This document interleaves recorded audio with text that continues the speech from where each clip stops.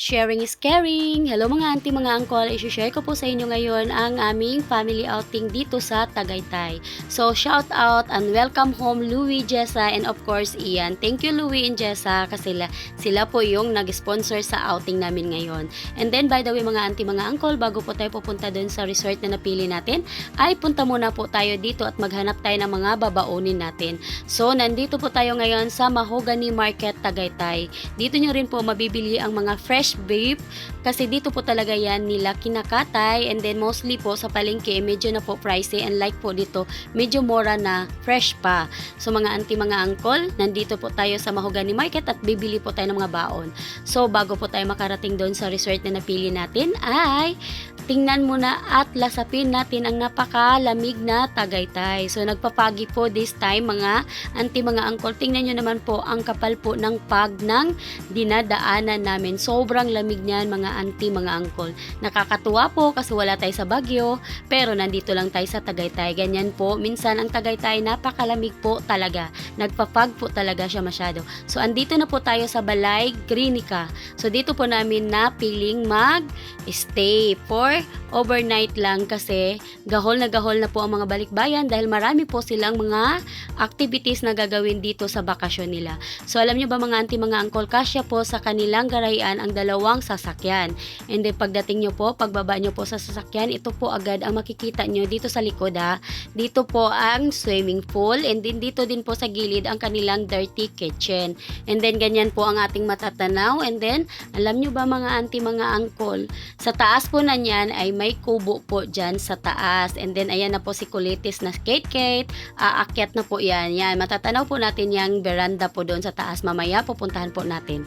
So mga auntie, mga uncle, ayan na po ang napakakulit na bata, aakyat na po siya doon sa kubo. So punta po tayo doon para masilip po natin kung anong matatanaw natin pagdating natin sa taas ng kubo na yan. And then si Boss Ian, ayan, nagsisindi na po siya para mag-ihaw-ihaw na kami. And then mga auntie, mga uncle, yan po, dyan, pumunta nga ako dyan para kumuha po ng dahon ng saging. So matatanaw po natin ang napakagandang kalikasan yan. Yung mga green na yan, doon po banda po mga auntie, mga uncle, ay yun ang taniman ng pinya. So baba na po tayo at titingnan pa natin sa loob. So meron po silang mini jacuzzi doon, and then ganyan lang po kalaki yung swimming pool. Perfect lang po sa family. And then mga auntie, mga uncle, ayan na po, pasok na po tayo. Pagpasok po natin, taran!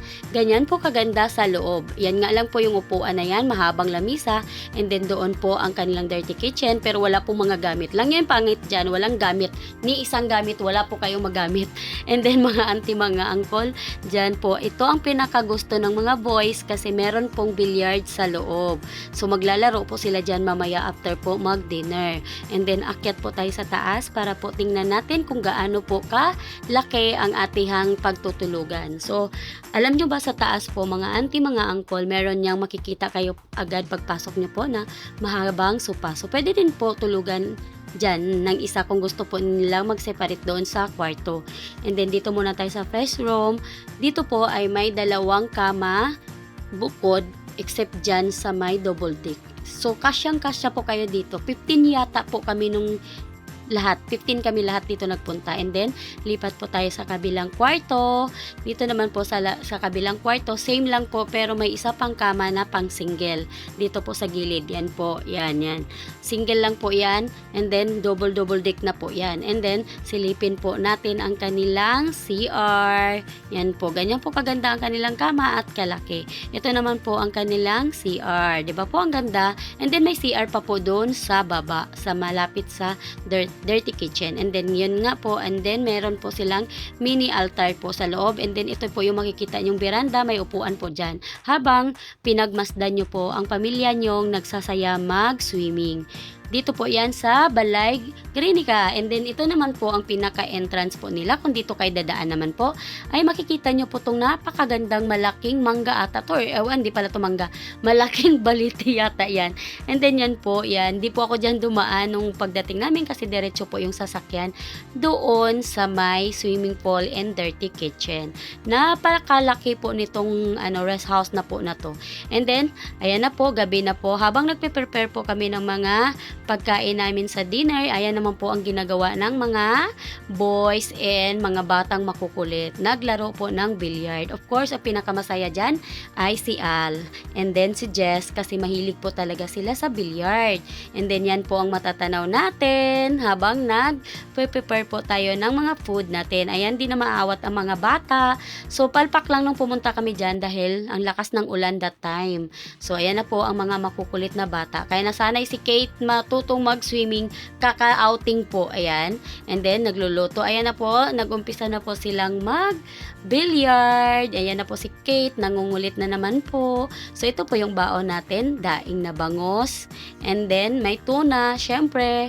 And then, ano pa ba mga dala natin ditong baon? And syempre, hindi mawawala ang pang-ihaw na karning baboy. And then, meron din kaming talaba kasi favorite yan ni Ian. May pusit din kami, may mais din kami. Basta ang dami naming baon. And then of course yung bilili natin na napaka-fresh na bulalo. May crab kami. Ayan na po, kainan na po. May pusit. And then may basta ang dami naming baon. So thank you so much talaga sa mga apo ni nanay. And then yung bagong kasal na si Jessa and Louie. Thank you so much B. And then yung may tulingan pa nga kaming inihaw. Yung malaking ano pala, yellow pin yata yan. And then basta ang saya-saya lang talaga pag mag-uwian yung mga apo ni nanay kasi napaka-family oriented po nila. So ganyan lang po kaliit ang family circle ng nila ni nanay nila Al. Ayan na po, naglaro na naman po ulit pagkatapos kumain. Ang saya-saya talaga pag nagbabanding po ang family. Napaka-perfect naman na tong rest house na to, pero magugulat ka na lang talaga kasi unlike dun sa una naming pinuntahan, meron po silang mga gamit sa kitchen. Dito po wala, kundi kaldero lang. Yun lang po, as in. Kaya magdala po talaga kayo ng mga baso, plato, mga ganyan-ganyan. Basta rice cooker lang po ang available and then gasol, mga kaldero. So sobrang saya, diba? O ayan na po yung banding nila. As in, billiard yan sila hanggang alauna ata. And then kami naman po ay hindi na kami nag-swimming dahil malakas nga po ang ulan nung time na yon.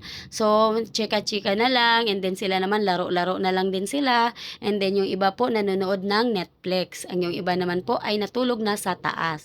Pero sila nag-i-enjoy lang talaga sila sa billiard kasi yan po ang gusto nila. Ayan po ang apo ni nanay, si Louie, and then si Al, and then si Jess. Ganyan lang kasaya ang pamilya po nila pag nag-uuwian po sila dito. So excited na po kami sa susunod na banding, lalo na po pag uwi nila ni ate and kuya sa susunod na mga buwan.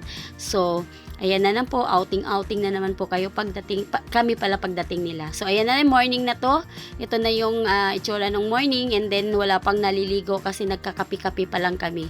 So di ko na yata na video yung mga naligo nung kinabukasan. Tapos ang out po namin yan is 11 AM. Nag-check-in po kami ng 2 PM and mag-out kami ng 11 AM. So ayan na po, nagliliguan na po sila yung mag-asawa. And syempre, of course, si Kate, hindi yan magpapaawat. So, thank you sa panonood. God bless. Thank you.